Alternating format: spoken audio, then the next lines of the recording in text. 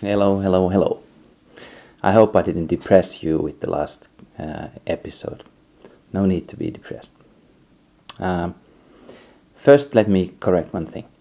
The biggest mistake of my life that I told you happened on March 23rd, 2012, not 2002, as I told mistakenly. That's the day when God started to make me the man He created me to be. But the process was going to be very painful, full of tears. And my life was going to be torn into pieces. Thank God I didn't know it then. If I would have known it, had I chosen that path? Most probably not. Why? Well, some time ago I saw a comic strip that explains the whole problem really well. In the comic strip there is a speaker on the stage and a big crowd in front of him. And he asked the crowd a question: who wants change? Everybody raised their hand, really happily up and look around. Then the speaker continues: who wants to change? People look around. Nobody raises their hand. Isn't that a pretty accurate picture of the humankind?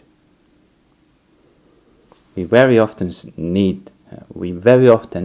see the need of change in our lives, in the society.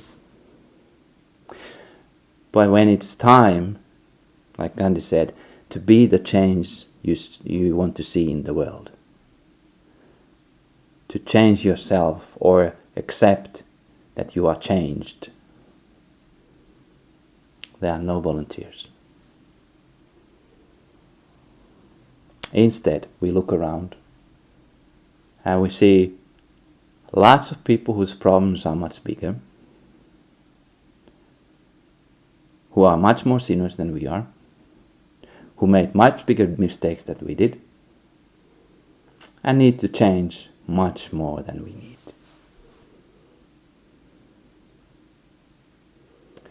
But Jesus warned precisely about that.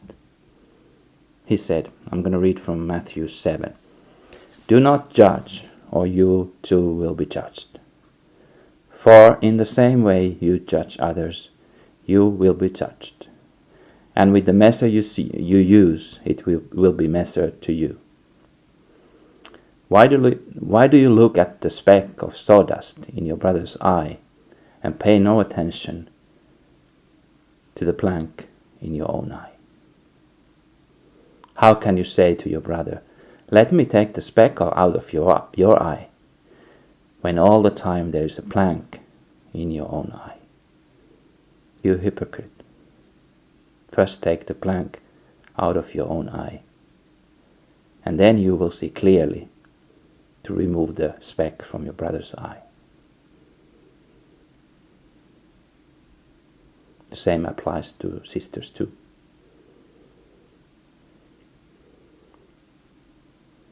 I had all the reasons to be angry at my wife in that Friday afternoon 5 years ago. And anger itself is not wrong. It's not a sin. But what you do in your anger makes all the difference. In my anger, I judged my wife, expelled her from her home, and gave no mercy when she begged me. 3 big sins. Huge mistake. And yet, at that moment, I was sure I was right.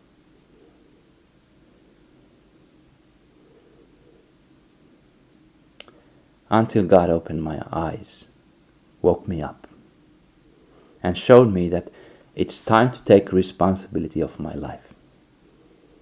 No more excuses, no more scapegoats, Time to face the truth about myself, my mistakes, my failures, my sins, and change.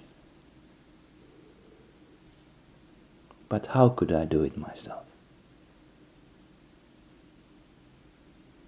How could it be happening when I tried so hard? I'm gonna tell you next time what was the first step. See you soon.